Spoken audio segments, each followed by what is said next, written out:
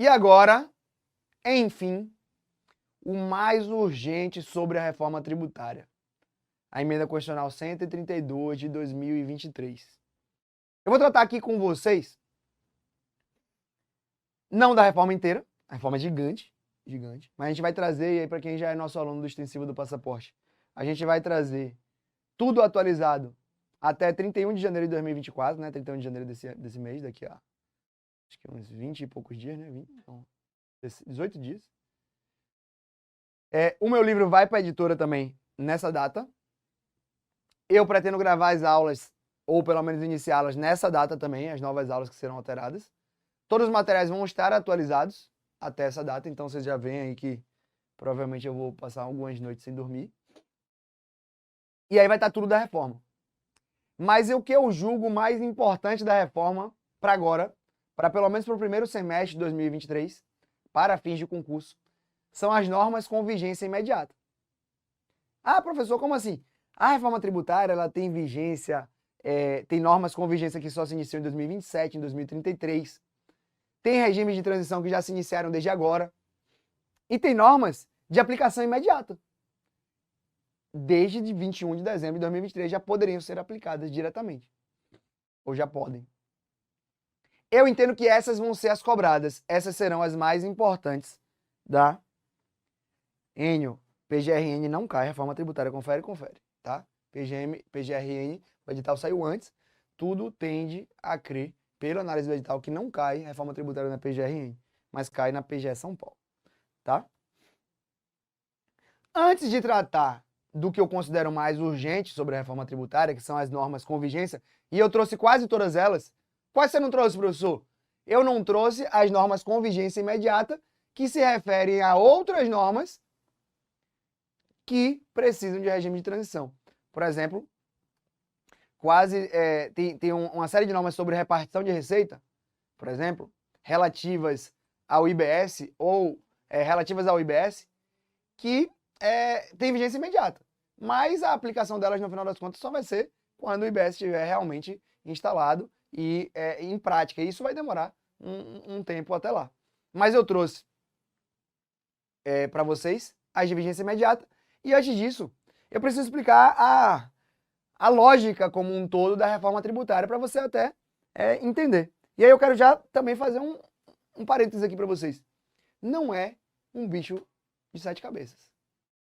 A reforma é complexa, é muito grande, mas tem muita coisa simples, direta. E que isso deve ser cobrado inicialmente, tá? Então vamos tirar esse medo todo, vamos tirar esse susto todo que dá para trazer. Não houve não quebrou todo um paradigma do direito tributário, sabe?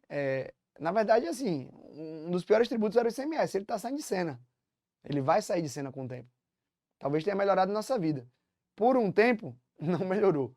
Por um bom tempo a gente vai precisar saber tudo de tudo, então isso vai atrapalhar um pouco a nossa vida. Então, mas você não quer esperar toda a transição para passar, né? Ela demora bastante. Esperar uns 15 anos aí para passar. Então é melhor saber agora. O que é que acontece com a reforma? A intenção do legislador, não sei se ele vai conseguir, mas era simplificar. Era simplificar o sistema tributário, principalmente nas relações de consumo. Por isso que a grande alteração é a retirada do ICMS e do ISS, pelo menos a grande força de tudo, é a gente tirar de cena o ICMS, o ISS, PIS e COFINS, e aí tem o IPI também, que está com asterisco, porque não é bem isso. Ele não sai de cena completamente, ele não foi revogada a norma. ICMS e ISS, as normas são... ISS e ICMS, as normas são revogadas. Serão revogadas. Serão revogadas. O IPI, a gente tem uma previsão lá que nem está trazida aqui, mas é de ele seguir para a alíquota zero. E aí ele vai ser cobrado em outro modelo. E entram o IBS, que é o Imposto de Bens e Serviços de competência, digamos, cumulativa ou aglomerativa de todos os entes. E a CBS, que é a Contribuição sobre Bens e Serviços, uma nova contribuição lá no 195. 156A, 195, inciso 5. Inciso 5 ou 6, agora não tenho absoluta certeza. IBS e CBS substituirão todos esses tributos aqui das relações de consumo, tá? Com um asteriscozinho que eu acabei de dizer do IPI. E o que é que a gente vai tratar disso aqui, professor? A gente vai tratar primeiro, e unicamente agora, das características gerais e mais genéricas do IBS e da CBS. Imposto sobre bens e serviços e contribuição sobre bens e serviços. A gente vai tratar mais genericamente sobre eles dois. Algumas características gerais para vocês entenderem. E depois eu vou pular e não vou tratar especificamente deles ainda, porque elas são as normas que demandam uma grande transição. E um rol imenso de especificidades. E elas demandam muito, muito, muito de previsão em lei complementar, que ainda não foi editada. Salvo engano, há 17 ou são 27 exigências de lei complementar na reforma tributária. E então, assim, a lei complementar é que vai trazer os detalhes aqui disso tudo, tá? Mas, por enquanto, a gente vai trazer só essas características gerais. Então, vamos lá. O IBS é um imposto de competência, a Constituição chama de compartilhada, entre Estados, Distrito Federal e municípios. A Constituição traz a característica da neutralidade. O que é a neutralidade aí no direito tributário, professor? O conceito da neutralidade é tido como um tributo ou uma tributação que não causa frição nos agentes econômicos. Como assim?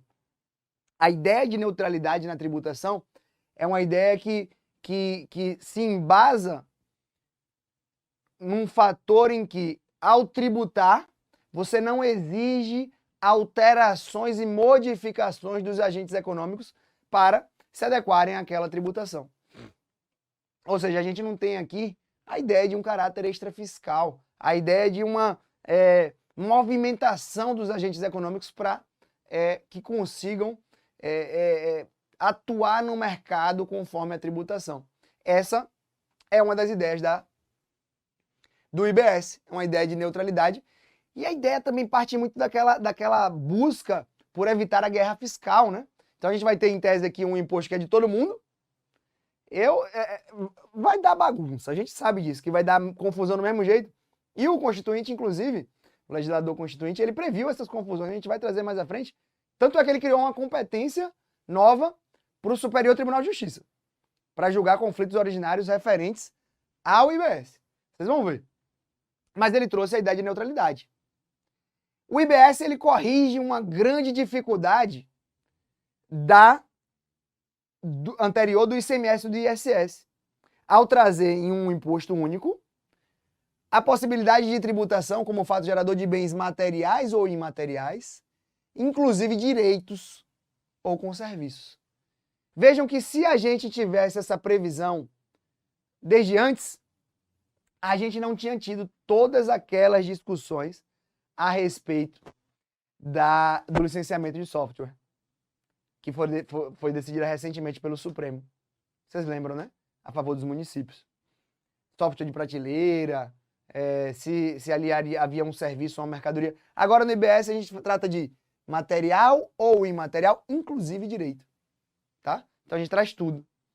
Nessa ideia de uniformização e de evitar a guerra fiscal e evitar toda a problemática da guerra fiscal com as diversas tributações em diversos entes, no ISS e no ICMS, se previu o seguinte: legislação única e uniforme em todo o território nacional, com a ressalva das alíquotas, que elas serão de cada ente federado em leis específicas. Então, vejam, qual era o maior problema, na visão de vocês, da existência de diversas normas sobre tributos idênticos em tese? Eram as alíquotas. No final das contas, eram as alíquotas. Né? As alíquotas são o grande problema da guerra fiscal. Mas a gente tem pelo menos uma facilitação muito grande para o empresário, para o agente econômico, ao se ter uma legislação única uniforme. Tem uma legislação única uniforme, só muda a alíquota. A gente tira uma grande parte do problema da burocratização e da não simplificação, a gente simplifica, mas a gente mantém um problema que eu penso que é inafastável.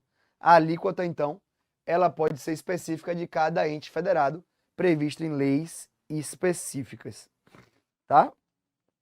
Então vou fazer aqui um parênteses para o Enio, acho que o Vinícius também, sobre o PGRN. Seguinte, a PGRN foi lançada antes da reforma tributária. E ela tem uma previsão genérica de sistema tributário nacional que foi alterada agora pela reforma. E tem uma previsão lá no edital de que pode cair alterações posteriores se a previsão já houvesse no edital. Então, assim, a rigor, alguém poderia dizer que dá para cobrar. Eu acho que seria muito inseguro por parte da banca cobrar. E nesses casos, a precaução manda não cobrar. Se eu fosse aluno, eu não estudaria. Eu não estudaria, tá? Pode ser que eles cobrem? Pode. Eu acho que eles estariam errados? Acho. Eles teriam algum argumento para cobrar? Teriam. Aí, eu não estudaria. Eu não estudaria. Eu acho que a chance é altíssima no sentido de não cobrar na PGRN e cobrar na PGE São Paulo, tá? E o que é que se fez para tudo isso funcionar em relação ao IBS? Criação do Comitê Gestor do Imposto sobre Bens e Serviços. Mas que danado é esse tal comitê? Ó, anota aí. Esse comitê, ele tem um caráter quase de ente federado. Sério, professor? Sério. Ele funciona, ele substitui o CONFAS, ele lembra o CONFAS. Mas ele é mais potente, né? Ele mexe com todo mundo aqui. O CGIBS, o Comitê Gestor do Imposto do IBS, ele tem um caráter de quase ente federado e a Constituição traz a sua natureza, dizendo que ela é o seguinte: entidade pública sob regime especial com, olha que legal, independência, não é autonomia. Vai cair em prova. Com independência técnica, administrativa, orçamentária e financeira. É independência, tá? O que seria se fosse autonomia, para mim, bem semelhante nesse caso. Mas é mais forte, né? Prova de concurso de primeira fase gosta de trabalhar isso com você. Independência técnica, administrativa, orçamentária e financeira. É esse comitê que, quer dizer, na verdade, a Constituição fala assim: os estados, municípios e o Distrito Federal, por meio do comitê, vão editar regulamento único e uniformizar, isso aqui é massa, a interpretação e a aplicação da legislação do imposto. Vejam, então, que o comitê será responsável por uniformizar a interpretação. E aqui a gente tira mais uma vez aquela carga da burocracia e da não simplificação do nosso regime tributário.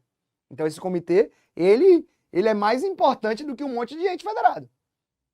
Ele tem uma importância gigantesca no regime federativo brasileiro, no aspecto tributário. Importantíssima. Por isso que eu digo que o comitê é um quase ente federado. É um quase ente federado. E a reforma trouxe um quê disso aqui à frente. Ele vai arrecadar o imposto, efetuar as compensações e distribuir o produto da arrecadação entre estados, DF e municípios. Vejam, o comitê passou a mandar em tudo. Ele pega todo o dinheiro e distribui. Vejam a importância dele. E ele decide o contencioso administrativo. Isso faz com que aconteça o quê, gente? Esse comitê, ele é uma entidade pública sob regime especial, então ele tem personalidade jurídica, ele vai ser demandado judicialmente. Vocês têm alguma dúvida disso? E não vai ser pouco, não. Ele vai ser muito demandado judicialmente pelos entes federados. Pelos estados, pelos municípios, pelo DF. Ele vai ser muito demandado. E por que eu digo que ele é quase um ente federado? Olha, vigência imediata, tá? Primeira norma de vigência imediata aí da reforma. Competência do STJ. Compete ao STJ processar e julgar originariamente os conflitos entre entes federativos. Vejam só. Ou entre estes e o comitê, relacionados ao IBS e ao CBS. E à CBS. 156A e 195.5. Professor, então qualquer conflito federativo é de competência do STJ agora? Não. Os conflitos federativos, inclusive em matéria tributária, permanecem de competência do Supremo, artigo 102 lá da Constituição, não me lembro exatamente o inciso agora. Mas os conflitos entre entes federativos, ou entre estes e o comitê gestor, relacionados ao IBS e à CBS, são de competência originária do STJ. A gente vai ter um problema aí, professor? Vai! A gente vai ter um problema. Sabe qual? Alguém vai ter que dizer pra gente, em algum momento, ou em determinados momentos, em vários momentos, se a discussão levada ao STJ representa um mero conflito entre entes ou entre estes e o comitê, ou se o poder desse conflito faz com que haja um verdadeiro conflito federativo relacionados ao IBS e à CBS. Vocês captaram a diferença? Então, assim, nem toda ação do Estado contra a União representa um conflito federativo. Nem toda ação.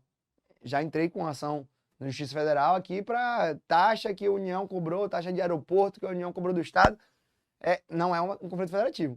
Discussões sobre imunidade tributária recíproca, o STF já decidiu que representa conflito federativo e faz com que a competência seja originária do Supremo. Essas discussões entre entes federativos, principalmente, relacionadas ao IBS e à CBS, serão, a priori, de competência do STJ, mas depois, certamente a gente vai ter uma discussão aí de quem de fato vai ser o competente nos casos concretos, se aquilo representará ou não um conflito federativo, tá? Contribuição sobre bens e serviços. Essa está no 195, inciso 5 da Constituição. Ela precisa de lei complementar para ser instituída. A alíquota poderá ser prevista em lei ordinária e ela se torna um pouco mais simples na Constituição, porque basicamente ela manda aplicar um monte de norma do IBS. Também é chato pra caramba, não sei se você lembra no ICMS aquele vai e vem de referências, né? Aqui é a mesma coisa. Então ela precisa aplicar muitas regras do IBS, que eu também não vou aprofundar agora, que ainda não é o momento, e eu também admito que ainda estou estudando, ainda estou conhecendo a reforma tributária como um todo. Mas já estudei bem. Estudei nas férias, antes de dormir todo dia, li um pouco, li algum artigo, assisti aula. Então eu tenho me capacitado para isso. E a contribuição, ela não incide sobre sua própria base de cálculo. Já é uma previsão que eu trouxe aqui para vocês já lembrarem. Agora é o seguinte. O mais urgente são as regras vigentes desde 21 de dezembro de 2023 e sem transição. A gente tem regras que exigem transição, apesar de já terem vigência, principalmente regras de vigência imediata, que se referem ao IBS e à CBS. Mas a gente tem regras de vigência imediata que não demandam transição nenhuma. Então estão em plena aplicação. Aplicabilidade plena e total. É sobre elas que a gente vai falar hoje. Elas são a sua primeira razão de preocupação. A sua primeira razão de preocupação, tá? Fiquem atentos. Se vocês querem o bem de vocês, dos amiguinhos, encaminhem o link aí no WhatsApp, no Instagram. Manda aí pra galera vir, porque agora vem o que eu acho que vai cair em 2024, que é isso. São as coisas mais urgentes. E tem muita coisa massa. O mais urgente sobre a reforma tributária. As regras que estão vigentes desde 21 de dezembro e não demandam regime de transição, ou seja, tem aplicação imediata. E a primeira delas se refere a uma previsão constitucional que muitas vezes é esquecida, num capítulo lá chamado na Constituição de das regiões, Alguém lembra disso? Pois é. Artigo 43 da Constituição traz uma regra das regiões, em que basicamente se fala que a gente precisa desenvolver e incentivar o desenvolvimento das regiões para amenizar as desigualdades sociais e regionais. E aí a reforma veio no parágrafo 4º e disse o seguinte: sempre que possível, a concessão dos incentivos regionais a que se refere o parágrafo 2º, inciso 3, que basicamente é a previsão de incentivos em matéria tributária para fomentar o recrudescimento dessas desigualdades, considerará o quê? Critérios de sustentabilidade ambiental e redução das emissões de carbono. Há aqui uma primeira vertente da reforma tributária. O caráter ambiental e a preocupação ambiental que foram, em diversas ocasiões, constitucionalizadas. O direito ambiental ele perfurou o direito tributário.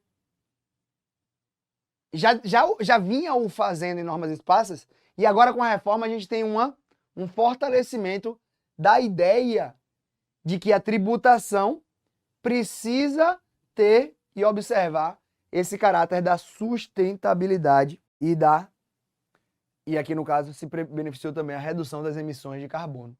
Então, sempre que possível, a concessão de incentivos regionais vai observar e considerar critérios de sustentabilidade ambiental e redução das emissões de carbono. Legal, né?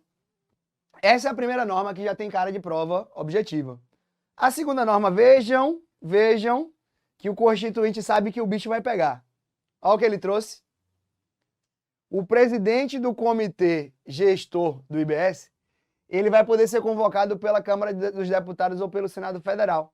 Então foi alterado o artigo 50, ou por uma CPI, para prever aqui o seguinte: a Câmara dos Deputados e o Senado, ou qualquer de suas comissões, poderão convocar ministro de Estado, quaisquer titulares de órgãos diretamente subordinados à presidência, ou o presidente do Comitê Gestor do Imposto sobre Bens e Serviços para prestarem, pessoalmente, informações sobre o assunto previamente determinado, importando crime de responsabilidade, a ausência sem justificação adequada.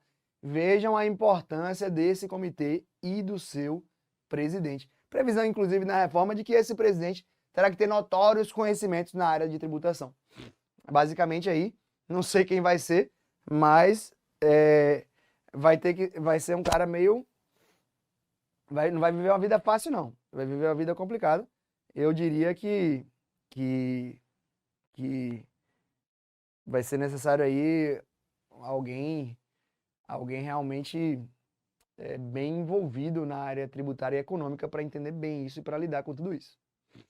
E aí agora, uma outra previsão, e essa também tem cheirinho de prova objetiva, essa tem cara de que vai cair muito sobre a reforma.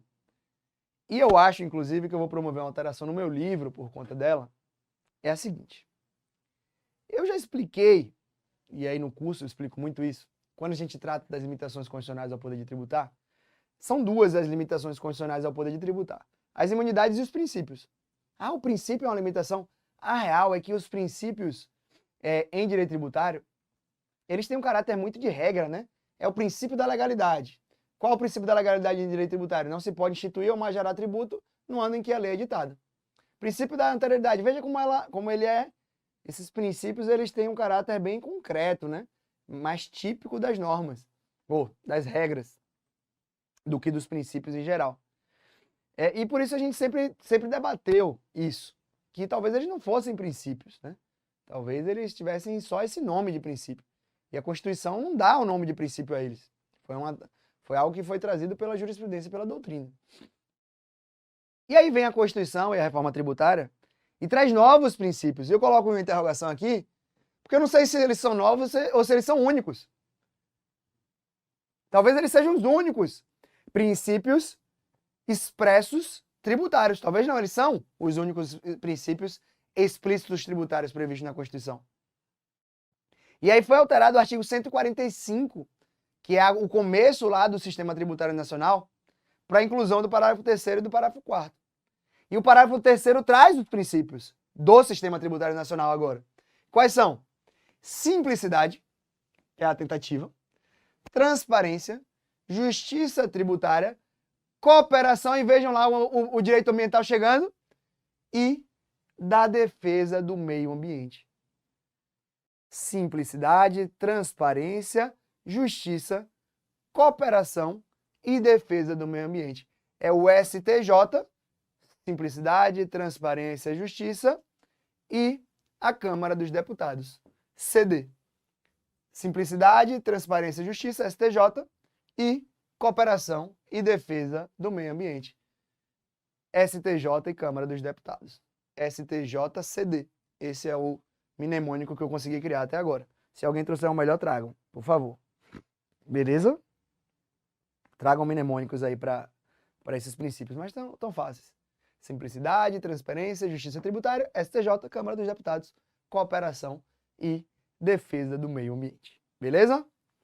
Olha lá, outra previsão que basicamente é quase principiológica, é um apelo ao legislador e ao sistema tributário como um todo, prevê: as alterações na legislação tributária buscarão atenuar efeitos regressivos. Buscarão atenuar aqueles efeitos da legislação tributária que impactam na atuação dos agentes econômicos de maneira prejudicial. Então, que vão trazer dificuldades operacionais, dificuldades de atuação na economia por conta dessas alterações da legislação tributária. Vigência imediata dessas duas normas também. O artigo 146 também foi alterado já com vigência imediata, prevendo que lei complementar deverá tratar sobre o adequado tratamento tributário ao ato cooperativo praticado pelas sociedades cooperativas, até aí igual antes, e incluiu só, inclusive em relação ao IBS e à CBS. E na letra D, basicamente a mesma coisa, lei complementar vai tratar da definição de tratamento diferenciado e favorecido para as microempresas e empresas de pequeno porte, inclusive regimes especiais ou simplificados, no caso dos impostos previstos no, e aí era 155.2 ICMS, se incluiu aqui o IBS no 156A, e 195 só tinha o inciso 1, incluiu o inciso 5, que agora é a CBS, e se tirou o parágrafo 13, que na verdade já tinha sido revogado pela Emenda Constitucional 103 de 2019. Então, quanto ao parágrafo 13, não mudou nada, mas se incluiu então aqui IBS e CBS na necessidade de lei complementar para tratar aí das microempresas e empresas de pequeno porte.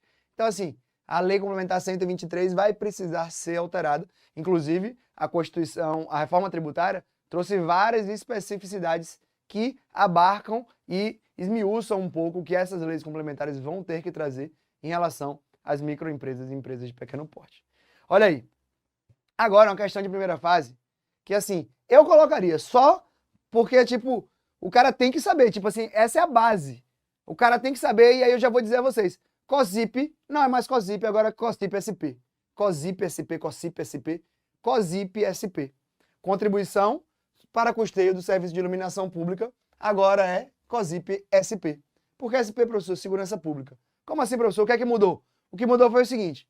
Antes, o 149A previa que os municípios e o DF poderão instituir contribuição, na forma da lei, para o custeio do serviço de iluminação pública.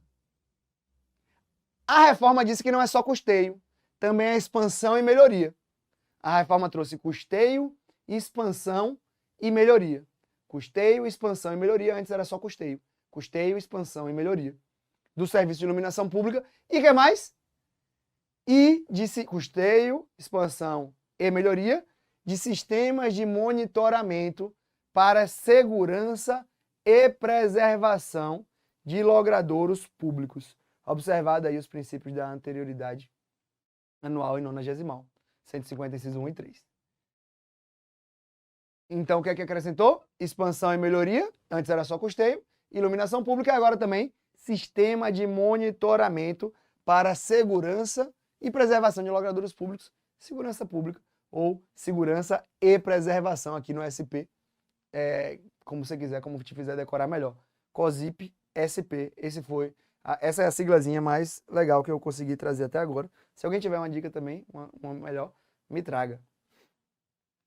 Existem vários aspectos da reforma que configuram constitucionalização ou normatização de entendimentos jurisprudenciais.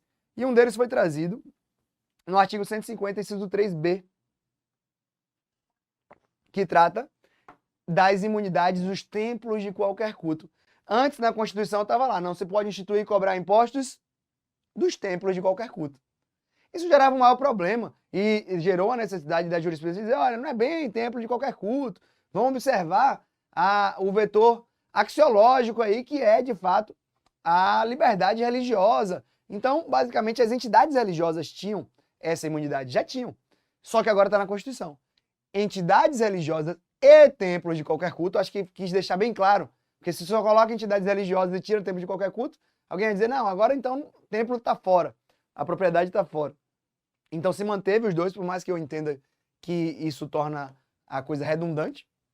Inclusive, o que também já tinha sido decidido pelo Supremo recentemente, suas organizações assistenciais e beneficentes. O Supremo tinha decidido que se aplicaria a imunidade do B também a situação das entidades assistenciais e beneficentes das entidades religiosas, meio que estendendo a do inciso C, que é a entidade beneficente e assistência social, que não tem um cunho religioso, para o B. Agora, a Constituição deixa tudo isso mais claro e mais simples, mas não é realmente uma novidade. O entendimento já era igual a esse, mas agora a gente tem essa previsão expressa, vigência imediata. Agora temos um grande problema aqui. Parece uma solução, mas é um problema para mim. O Supremo, o legislador da reforma tributária, o legislador constituinte reformador, ele fez assim, olha, eu acho que ele pensou, né? A gente tem a confirmação em diversos julgados do Supremo da imunidade extensiva às autarquias e fundações públicas, também aos Correios. Vamos colocar isso na Constituição? Só que vocês devem lembrar que essa imunidade não é extensiva só aos Correios. Os Correios, eles recebem mais fortemente isso. Mas as outras empresas e sociedades de economia mista que prestam serviço público também têm essa imunidade a elas estendida. Quando o legislador constituinte reformador coloca expressamente que é a empresa pública prestadora de serviço postal, eu poderia entender que ele deixou bem claro que ela é a única e não as demais empresas, por mais que prestadora de serviço público. Esse é um entendimento que vai prevalecer, professor? Não, não vai, provavelmente não vai. Muito consistente, muito forte o entendimento do Supremo sobre isso, estendendo também às demais empresas públicas e sociedade de economia mista. E tem um fator aí, praticamente social aí, né? Que o Supremo não deve afastar. Mas a rigor, vocês entendem a minha lógica, né? A vedação do inciso 6A, imunidade tributária recíproca, é extensiva às autarquias e fundações instituídas e mantidas pelo poder público, beleza? E aí agora também, ó, e a empresa pública prestadora de serviço postal, aos Correios. Dá para dizer agora que é só para os Correios. Vamos ver se a União vai, principalmente a União, mas os entes de um modo geral, vão trazer esse argumento, essa tese que eu estou te dizendo aqui. Eu diria que vão tentar. Deveriam tentar. Mas não sei se assim o farão. E não sei se teria um efeito jurisprudencial realmente diferente. A Glenda tem uma dúvida muito interessante e eu já vou aproveitar para quem é do extensivo ou quem vai entrar no extensivo amanhã, ou no passaporte. A gente abre vendas amanhã às 19 horas na live, na qual a gente vai promover a maior mudança da história do Revisão. Estejam prontos para isso, vai ser muito massa essa live, amanhã às 19 horas no YouTube. Vamos negociar com o estagiário as condições e a gente vai oferecer para vocês o passaporte 2.0, algo nunca visto. E aí você vai entrar no extensivo, ou vai ser como a Glenda, que eu acho que já está. Em direito tributário, Glenda, semana que vem eu vou passar a orientação do que vocês devem fazer a partir de agora. Vou tirar o... Vamos reorganizar ali o calendário como um todo. Mas basicamente o que vai acontecer é, vamos alterar todos os PDFs todos os livros digitais ali que precisam ser alterados. Por exemplo, aqui na parte de imunidade vai ter essa alteração, numa aula específica. E vamos criar também um bloco de aulas específico da reforma tributária. Então vai ter as alterações pertinentes ao longo, mas tem muita coisa com regra de transição e que precisam ser tratados especificamente. Então eu vou fazer um bloco aí que deve ter acho que vai ter umas 6 aulas só da reforma tributária, umas 6 horas, umas 6, 7 horas, só de reforma tributária, tá? Então vai ter um bloco e vai ter as inserções ao longo do seu curso como um todo, e vocês vão ser avisados de absolutamente tudo isso, onde foi alterado, qual PDF foi alterado, em que página, o que é que foi alterado, para vocês não terem que ler tudo de novo, né, obviamente. Por isso que o nosso PDF tem esse benefício. Então, Emenda Constitucional 132, reforma tributária, trouxe a extensão da imunidade tributária recíproca aos Correios, o que gera uma previsão jurisprudencial, incorporada agora à Constituição, mas gerando também para a gente agora essa dúvida que eu trouxe, essa possível tese de que se a Constituição estendeu somente à empresa prestadora de serviço postal, quer dizer que ela não queria para as outras. E talvez isso gere uma discussão jurisprudencial aí. O TCMD teve uma alteração mega importante em relação à competência para instituir e cobrar. Se alterou o seguinte: na redação anterior, em relação a bens móveis, o imposto cabia ao estado onde se processar o inventário ou rolamento, ou tiver domicílio doador, ou ao Distrito Federal. Agora, não tem mais essa ideia de onde se processar o inventário ou rolamento. Relativamente a bens móveis, títulos ou créditos, vai competir ao estado onde era domiciliado o morto, o falecido, o de cujos. Ou tiver domicílio doador, ou ao DF.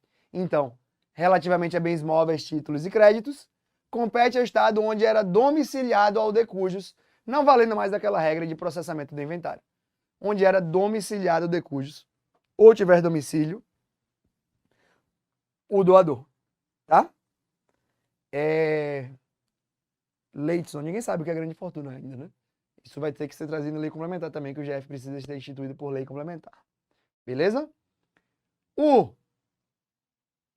A reforma trouxe a constitucionalização, a normatização de uma previsão jurisprudencial já, da progressividade, da possível progressividade do ITCMD, e agora trouxe um caráter cogente, determinante. Ele vai ser progressivo, ele determina que será, não poderá ser. Será progressivo em razão do valor do quinhão, do legado ou da doação. E trouxe também uma imunidade. Não vai incidir o ITCMD caso haja transmissão e doação para instituição sem fins lucrativos, com finalidade de relevância pública e social, inclusive a organização assistencial e beneficente de entidade religiosa e institutos científicos e tecnológicos, e por elas realizadas na consecução de seus objetivos sociais, observadas as condições estabelecidas em lei complementar. Então, há aqui uma imunidade para as doações e transmissões para instituições sem fins lucrativos, com finalidade de relevância pública e social, conforme condições estabelecidas em lei complementar, mais uma imunidade trazida na Constituição, com a reforma tributária e com vigência imediata, tá? Efeitos imediatos, desde 21 de dezembro. Se alguém fez uma doação para uma instituição sem fim lucrativo, com relevância, a imunidade já está prevista na Constituição. O IPVA, aqui é legal, tá todo mundo falando sobre isso. E tem um ponto bem massa. O IPVA, antes da reforma, ele poderia ter alíquotas diferenciadas em função do tipo e da utilização. Do tipo e da utilização. Agora, com a reforma, além do tipo e da utilização, também tem do valor, e olha lá o direito ambiental entrando de novo, do impacto ambiental. Do valor e do impacto ambiental. Legal, né? E agora, IPVA. Eu acho que aqui está o que mais vai cair. Inclusive, Jackson, eu queria que você entrasse aí na reforma tributária para mim. Coloca assim, Emenda Constitucional 132 Planalto, no Google. Aliás, eu mesmo vou fazer. Pode deixar que eu vou ter que ler aqui. Porque eu percebi que eu não coloquei um slide aqui importante. Aí... Bota aqui no localizar, agrícola. Seguinte, galera. Então, vocês já entenderam que Antes, a gente tinha a possibilidade de diferenciação de alíquota por tipo de utilização, agora a gente tem por valor e também impacto ambiental, mais uma vez o direito ambiental aqui, bem marcado. Agrícola ou agrícola? Agrícola com G. E... Aeronave agrícola? Isso. E agora, o IPVA, expressamente na Constituição, pode incidir sobre veículos terrestres, aquáticos e aéreos. Sacaram? Vocês devem lembrar que havia um entendimento jurisprudencial no sentido de que o IPVA só incidia sobre veículos terrestres. Era uma decisão do Supremo muito antiga. Eu não lembro exatamente de quem, talvez Sepúlveda pertence, no sentido de que, como o IPVA ele vinha da taxa rodoviária única, ele era meio que uma sequência dela, ele foi idealizado para veículos terrestres. Essa era a ideia. E assim se afastou, na jurisprudência do Supremo, a aplicação do IPVA, a incidência do IPVA em relação a veículos aquáticos e aéreos. Mas assim, e aí vem o problema que vai surgir. Diversas, muitas mesmo, legislações estaduais trazem a incidência do IPVA sobre veículos aquáticos e aéreos. Traziam desde sempre. E aí vai surgir, vocês devem ter estudado isso em constitucional, se não estudaram, tem que estudar, o fenômeno da possível ou impossível constitucionalização superveniente. Essas normas elas eram inconstitucionais, agora elas são constitucionais. Esse fenômeno ele é repudiado pelo ordenamento brasileiro, porque a gente adota aqui, no nosso controle de constitucionalidade, a teoria da nulidade. Então, se a norma nasceu inconstitucional, ela é nula desde o seu nascedouro. Então, vejam só, há na Constituição agora a previsão da possibilidade de IPVA sobre veículos aquáticos e aéreos. Há legislações que já traziam isso e que não podem ser aplicadas. Elas precisam ser revogadas e talvez até trazendo o mesmo texto numa lei nova pós-reforma. Os legisladores estaduais poderiam ter feito isso entre 21 de dezembro e 31 de dezembro com bastante tranquilidade para já tributar em 2024. Não sei de nenhum que tenha feito. E surge uma tese. Se quiserem brigar por essa tese, dá para brigar. Se me perguntarem aqui, eu falo, ó, se quiser ir para cima, dá para tentar. Não são muitas embarcações e aeronaves, eu acho. É uma briga que vale levar para o judiciário também. E a resposta é a seguinte, a tese é a seguinte. Essas leis anteriores, elas nunca foram, assim, por exemplo, a lei do estado de Mato Grosso, ela nunca foi declarada inconstitucional. Nunca foi. Eu não me lembro agora qual foi a decisão do Supremo que trouxe esse entendimento, se ela foi tomada foi num controle concentrado e abstrato. Se não foi no controle concentrado e abstrato, é possível dizer que não tinha um efeito vinculante prévio para todos os entes, e que aquela norma antes, ela nunca tinha sido de fato inconstitucional, sendo só um entendimento dado pelo Supremo, que não alcançava aquela norma, e agora eu resolvi cobrar. Então, o Estado resolve cobrar com a mesma lei, sem alterar a lei, e vai para cima, com essa tese de que não é bem um caso de constitucionalidade superveniente, porque ela nunca foi inconstitucional. Ou nunca foi assim declarada, ou nunca houve um entendimento efetivo que a abrangesse.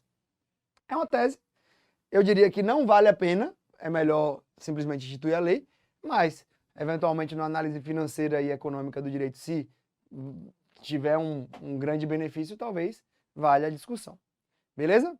Gente, veículos terrestres, aquáticos e aéreos, porém tem exceção, tá? Que eu não trouxe no slide, mas eu quero que vocês lembrem do seguinte.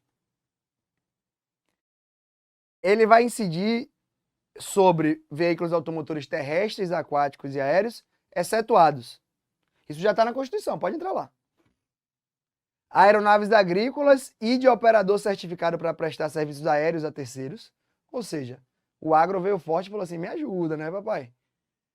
Embarcações de pessoa jurídica que detém outorga para prestar serviços de transporte aquaviário, ou de pessoa física ou jurídica que pratique pesca industrial, artesanal, científica ou de subsistência. Então, essas embarcações também não vão estar sujeitas ao IPVA. E plataformas suscetíveis de se locomoverem na água por meios próprios. inclusive aquelas cuja finalidade principal seja a exploração de atividades econômicas em águas territoriais e na zona econômica exclusiva, e embarcações que tenham essa mesma finalidade principal. E por último, tratores e máquinas agrícolas. Tratores e máquinas agrícolas também não sofrerão a incidência do IPVA. Beleza? Tá lá na Constituição, no artigo 155, parágrafo 6º, inciso 3. Pode abrir aí, eu não trouxe no slide, mas pode abrir que você vai achar. Sobre o IPVA, a gente também tem uma previsão já aplicável sobre repartição de receita tributária. E aí, parênteses, a maioria das coisas de repartição de receita tributária já está com vigência imediata. Mas a maioria dos pontos que estão lá não tem aplicação imediata, pois se refere ao IBS, à CBS e a alterações que exigem lei complementar ou exigem regime de transição. Essa não. Essa está bem clara. Vai pertencer ao município 50% de IPVA, como sempre foi, sobre veículos automotores licenciados em seus territórios. E olha que legal. Em relação a veículos aquáticos e aéreos, ao domicílio do seu proprietário. Sacou? Então vejam, não é exatamente aonde está a embarcação ou a aeronave. Vai ser cujo proprietário seja domiciliado em seu território. Então, se Jackson Chu, que está aqui, tiver uma embarcação lá no Rio de Janeiro, não é o estado de Janeiro que vai cobrar IPVA. É o estado de Mato Grosso, porque Jackson Chu está domiciliado aqui. Vejam que, então, não é onde aquele bem tem um vínculo. Poderia ser, sei lá, onde ele tivesse registrado na Marinha, deve ter esses órgãos aí de registro desses veículos, mas não. A Constituição adotou como o domicílio do proprietário. E é ali que vai incidir o IPVA, a repartição de receita tributária, melhor dizendo, vai para esse município. Por último, um ponto que eu já tinha falado com vocês, que é também a constitucionalização, a normatização de uma previsão jurisprudencial sobre o IPTU. Que se disse agora na Constituição expressamente que ele vai ter sua base de cálculo atualizada pelo Poder Executivo, ou seja, sem lei, conforme critérios estabelecidos em lei municipal. Então, se constitucionaliza a possibilidade de atualização da base de cálculo do IPTU diretamente pelo Poder Executivo, sem legislação específica, mas se exige também que haja critérios estabelecidos em lei municipal, incluída aí pela Emenda Constitucional 132 da Reforma Tributária. Se vocês olharem, a gente viu bastante coisa que pode ser cobrado. Desliga aqui essa luz, Jackson. Bastante coisa, Jackson Chu, né? Bastante coisa que pode ser cobrado da reforma tributária e também tem muita coisa de jurisprudência que pode cair na sua prova.